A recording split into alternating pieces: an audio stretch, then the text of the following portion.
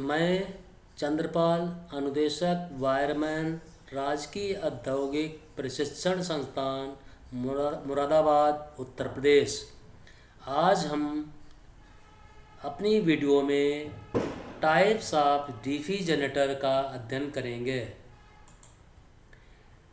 Types of DC generator मुख्यतः दो प्रकार के होते हैं: स्थायी चुंबक जनरेटर, परमानेंट मैग्नेट जनरेटर, अस्थायी चुंबक जनरेटर, टेम्परेरी मैग्नेट जनरेटर। स्थायी चुंबक जनरेटर वे जनरेटर होते हैं जिसमें आर्मेचर को स्थायी चुंबकों के बीच घुमाते हैं तथा आर्मेचर के चालकों में विद्युत वाहक बल उत्पन्न हो जाता है। स्थायी चुंबक जनरेटर स्थिर वोल्टेज उत्पन्न करता है, परंतु इसे बड़े क्षमता में नहीं बनाया जाता है, परंतु साइकिल में लगने वाले छोटे जनरेटरों के रूप में इसका प्रयोग किया जाता है। टेम्परेरी मैग्नेट जनरेटर अस्थायी चुंबक वे जनरेटर होते हैं जिनमें चुंबकीय क्षेत्र उत्पन्न करने के लिए किसी बाहरी विद्युत स्रोत से चुंबकीय कॉइल को सप्लाई देते हैं, जिसके फलस्वरूप चुंबकीय क्षेत्र उत्पन्न होता है।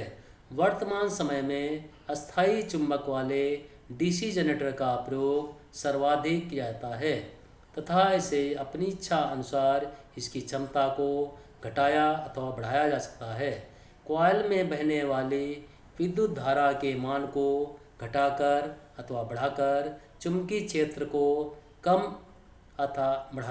और अधिक बढ़ाते हैं, जिसके फलस्वरूप हम अपने उपयोग के अनुसार वोल्टेज को घटाता और बढ़ा सकते हैं।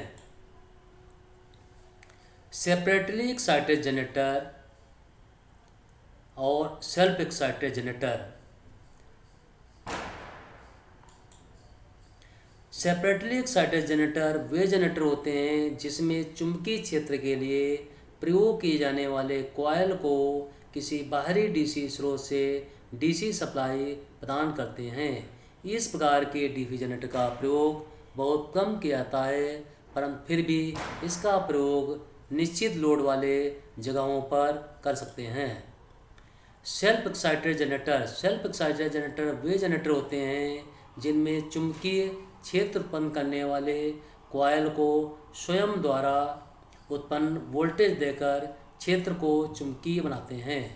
वर्तमान समय में सबसे ज़्यादा प्रयोग होने वाला DC generator self excited generator ही होता है। सेल्फ एक्साइटेड जनरेटर हर प्रकार के लोड तथा हर प्रकार की परिस्थिति में कार्य करने वाला जनरेटर है तथा अन्य जनरेटरों की अपेक्षा या उच्च क्षमता होने के बावजूद भी हल्का एवं कम जगह गिरने वाला होता है। वाइंडिंग के आधार पर जनरेटर को मुख्यतः दो भागों में बांटा जाता है: series winding generator, shunt winding generator. Series winding मोटे तार कम टर्न की बनी होती है और आर्मेचर के साथ सीरीज में जुड़ी होती है। लोड के घटने अथवा बढ़ने पर इसमें भी चुंबकीय क्षेत्र का मान घटता अथवा बढ़ता है, जिसके कारण टर्मिनल पर मिलने वाली वोल्टेज भी परिवर्तित होती है। शंट वाइंडिंग जनरेटर पतले तार अधिक टर्न की बनी होती है, जिससे इसका प्रतिरोध उच्च होता है। शंट वाइंडिंग का प्रयोग आर्मेचर के समानांतर में करते हैं तथा आर्मेचर द्वारा उत्पन्न ईएमएफ का पूरा इसे भी देना पड़ता है। यह वोल्टेज को निश्चित करता है तथा लोड की घटना अथवा कॉइल पर पड़ने वाले प्रतिरोध को टर्मिनल वोल्टेज को स्थिर बनाए रखता है। सेल्फ एक्साइटेड जनरेटर को हम तीन भागों में बांट सकते हैं: number 1 DC series generator, number 2 DC shunt generator, number 3 DC compound generator. DC series generator में आर्मेचर के साथ फील्ड वाइंडिंग सीरीज में जुड़ी होती है। सीरीज वाइंडिंग मोटे तार कम टर्न की बनी होती है, जिसके कारण सीरीज वाइंडिंग का प्रतिरोध निम्न होता है तथा लोड में बहने वाली धारा सीरीज वाइंडिंग से ही होकर गुजरती है। डीसी सीरीज जनरेटर का प्रयोग किसी निश्चित लोड को सप्लाई देने के लिए किया जाता है। यदि इसके लोड में थोड़ा भी परिवर्तन करते हैं जिसके कारण करंट का मान बढ़ता है, जो सीरीज फील्ड में और अधिक फ्लक्स उत्पन्न करता है तथा ईएमएफ के मान बढ़ जाता है। उत्पन्न ईएमएफ का मान बढ़ने पर टर्मिनल वोल्टेज भी बढ़ जाता है, जिससे कि सर्किट में लगे लोड खराब हो सकते हैं तथा अन्य प्रकार की कई हानियां उत्पन्न हो जाती हैं। डीसी सीरीज जनरेटर को सदैव लोड के साथ जोड़कर ही चलाया जाता है। बिना लोड पर चालू करने से इसका ईएमएफ इतना ज़्यादा बढ़ जाता है कि स्वयं की वाइंडिंग को भी जला सकता है। फिर भी लोड बढ़ने पर वोल्टेज में बढ़ोतरी वाली विशेषता के कारण इसका प्रयोग लाइन लॉस में वोल्टेज ड्रॉप को पूरा करने के लिए बूस्टर के रूप में प्रयोग करते हैं। DC shunt generator. DC shunt generator में शंट वाइंडिंग आर्मेचर के साथ समानांतर में लगी होती है। चूँकि शंट वाइंडिंग को आर्मेचर द्वारा उत्पन्न वोल्टेज को पूरा सहना पड़ता है, अतः शंट वाइंडिंग पतले तार अधिक चक्रों की बनाई जाती है, जिससे इसका प्रतिरोध उच्च होता है। शंट वाइंडिंग के प्रतिरोध को बढ़ाने के लिए उसके सीरीज में एक अन्य प्रतिरोध जोड़ देते हैं, जिससे कि कुल प्रतिरोध का मान बढ़ जाता है। सामान्य तौर पर डीसी शंट जनरेटर का प्रयोग सर्वाधिक किया जाता है, क्योंकि लोड के घटने अथवा बढ़ने पर इसके टर्मिनल वोल्टेज पर कोई खास प्रभाव नहीं पड़ता है। इसकी क्षमता से ज़्यादा लोड बढ़ाने पर इसका टर्मिनल वोल्टेज अचानक गिर जाता है। इस जनरेटर को बिना लोड भी स्टार्ट किया जा सकता है। Self excited generator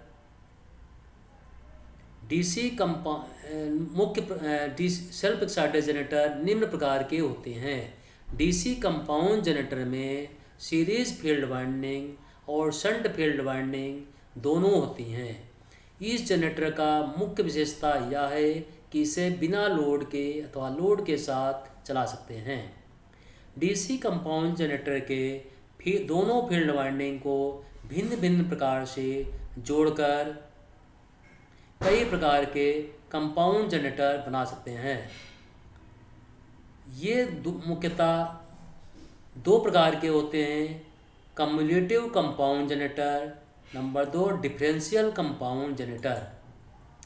cumulative compound generator वह जनरेटर होता है जिसकी सीरीज और शंट फील्ड वाइंडिंग में बहने वाली धारा की दिशा समान होती है। कम्युलेटिव कंपाउंड जनरेटर की मुख्य विशेषता यह होती है कि लोड के बढ़ने पर इसकी वोल्टेज हल्की सी बढ़ जाती है। लंबी दूरी पर स्थित लोड को सप्लाई देने के लिए कम्युलेटिव कंपाउंड जनरेटर का प्रयोग किया जाता है। Number 2 differential compound generator. Differential compound generator में series field winding shunt field winding में बहने वाली धारा एक दूसरे के विपरीत होती है, जिसके कारण लोड के बढ़ने पर वोल्टेज हल्का सा घट जाता है। सामान्य तौर पर इस जनरेटर का प्रयोग नहीं किया जाता है, फिर भी इसे ऐसे ही स्थानों पर प्रयोग करते हैं जहां पर लोड बढ़ने पर करंट का मान कम करना होता है, जैसे कि welding machine. DC compound generator में सीरीज फील्ड और शंट वाइंडिंग के पहले और बाद में जुड़ने के आधार पर यह मुख्यतः दो भागों में बांटा जाता है। Number 1 long shunt compound generator, number 2 short shunt compound generator. Long shunt compound generator वह जनरेटर होता है जिसमें सीरीज वाइंडिंग आर्मेचर के सीरीज में जुड़ी हो और शंट वाइंडिंग आर्मेचर और सीरीज फील्ड दोनों के समानांतर में जुड़ी हो, वह लॉन्ग शंट कंपाउंड जनरेटर कहलाता है। Short shunt compound generator.